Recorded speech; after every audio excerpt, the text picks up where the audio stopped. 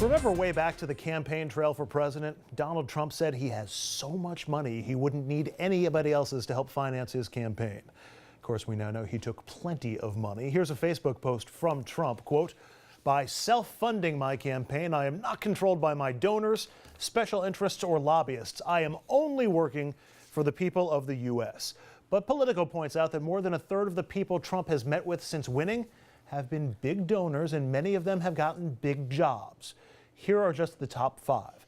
Trump's pick for Deputy Commerce Secretary, Todd Ricketts, donated nearly $16 million to Republicans, and his family organized the largest pro-Trump super PAC. Small Business Administration head Linda McMahon, she gave $6 million to a different pro-Trump super PAC. Education Secretary Betsy DeVos and her family gave nearly $1 million. Labor Secretary Choice Andy Puzder donated $160,000, and Treasury Secretary nominee Steve Mnuchin chipped in a cool $425,000. Now look, all presidents award donors with positions. Usually it's things like ambassador or envoy, but Trump's move is unprecedented in scope and in the money involved. Part of that is the Supreme Court decision that loosened up campaign contributions, but that's really just part of it. And so, Bill, we're used to this sort of thing where a contributor gets an ambassadorship to Liechtenstein or whatever the case may be. These people are winding up in their cabinets. Why shouldn't alarm bells be going off? It doesn't bother me at all. Not at all. Not at all. And what bothers me is when there's patronage and no-show job type things, where someone's clearly just not qualified for a position. If somebody has a background there and they're a donor, they're obviously going to be on the president or the governors or mayors, whoever the elected is, on their radar. They know them, they trust them, they work with them, they see the world with similar visions. If they have qualifications for the job, I have no problem whatsoever. Wait, yeah, but I'm just a little baffled. Yeah. I respect Bill and his work, and he's very good at it. But if the congressman is the man, and I raise $10 million for him, right? You think he's looking at me on the merits, or do you think he sees the $10 million? Yeah, but you're on the same page on a lot of issues. I mean, if you're qualified for a position, you're on the same page. You put money where your mouth is. Your constitutional right to do it. Yep. So what about minorities that don't have the power or the money to donate to candidates? I think minorities get positions as well. But I'm saying I am not. The people that he has chosen that were donors, I think, are qualified for the positions. The Senate will decide that. They'll fine-tooth comb them to get. Let me take this one as step. they should. Let me take down 1 second, please. You'll be recognized by the chair in a moment. Let me take. Is there advantage to having money? Of course there is. There always has been since the beginning of time. You know what I mean? Let me take Dominic's argument a step further. Isn't this affirmative action for rich people? That's a good way of putting it. It's an affirmative action for rich people. I mean, wealthy people have always been able to cut the line. But this is particularly naked and a particularly big PR problem. This is how politics works. Just 1 second, Congressman. Just 1 second, Congressman. Cut the congressman's mic.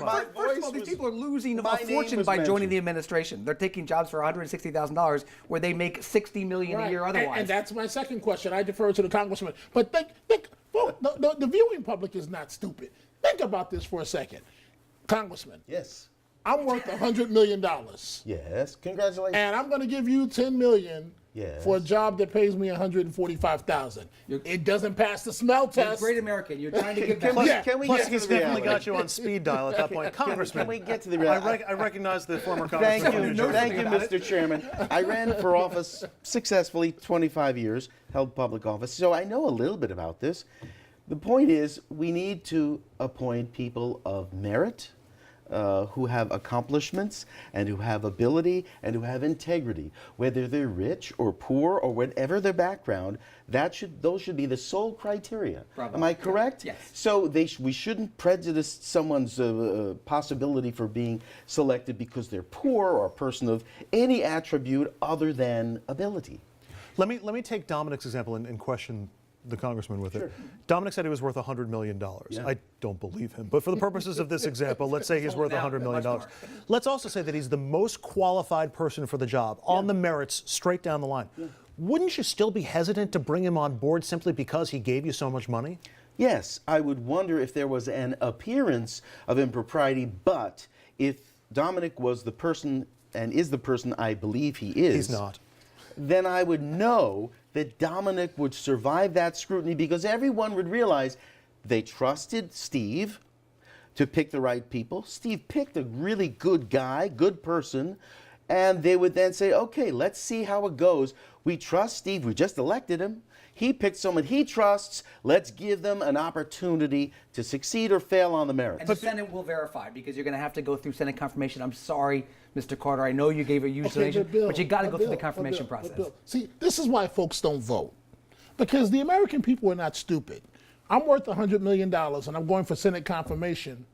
Those are all top dogs elected to the Senate that are worth $100 million each also. So do you think, it's always about money. It's not always about It's money. always about money. Always. So do you think those U.S., okay, Betsy DeVos has donated her life and her money to try and change education policy in the U.S. For Bill, why is it when a senator comes up for a top cabinet position, almost 9 times out of 10, they're confirmed? More. Why? Right, because it's one of their own. It's an all-boys network. They protect each other. And let's be honest, there aren't many people in the Senate that look like me. Republicans don't get through if there's anything in their background. Let me let the Democrats congressman make sure of that. One other element. It's called the First Amendment. If people want their candidate to win, they support that candidate, putting up lawn signs, having fundraisers, small dollar fundraisers, large dollar fundraisers, because they believe this person will move the country and the community forward. Now, if you say you can do that, but you can't give $5, $10, what's the dollar amount where you say if you contribute more than $5, you can't be considered for a cabinet appointment? So there is it's all a matter of balance. But we used to have FEC we don't want caps. to rule out people who made a lot of money, who support people they agree with, and then get them elected. But we still have caps on how much you can actually donate to a specific campaign, to a campaign for Congress or a campaign. The problem is, after Citizens United, now you can donate to a super PAC in unlimited amounts. Well, let's go back to the beginning. First of all, my first act in the Congress was to introduce a constitutional amendment to limit campaign contributions. How'd that work out? It didn't work out well. I didn't get a lot of co-sponsors, but it was the right thing to do. And that was before Citizens United. The bottom line is we need to hold elected officials accountable for who they put in their cabinets. Bill, final question on this. You deal with perception. No matter how rich they are. You deal with perception. You deal with optics all the time when it comes to politics. For a president-elect like Trump, for whom there is a lot of distrust among a lot of people out there, doesn't it just look awful that he's putting all of these big-time donors into his cabinet? I think he is picking the most impressive people that he knows. Really? In certain areas. You're yes. really that impressed by all these people?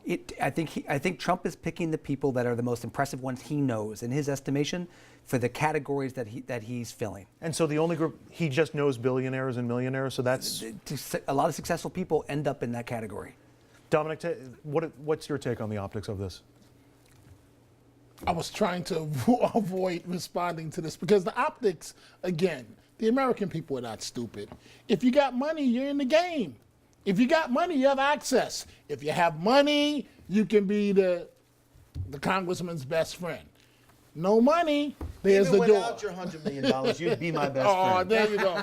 But so Trump, and see, that's what's scary about it.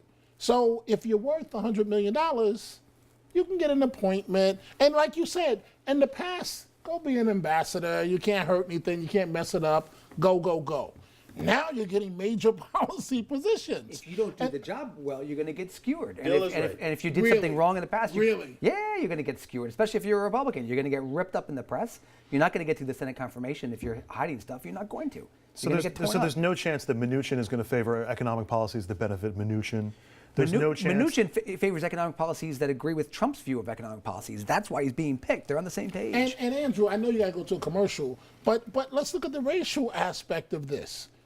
How many brothers you know that are worth 10, 20, 30 million dollars? We need more rich brothers. That's what we need. That's what we need. Not I almost want to say you damn right. we know you're taken care of now.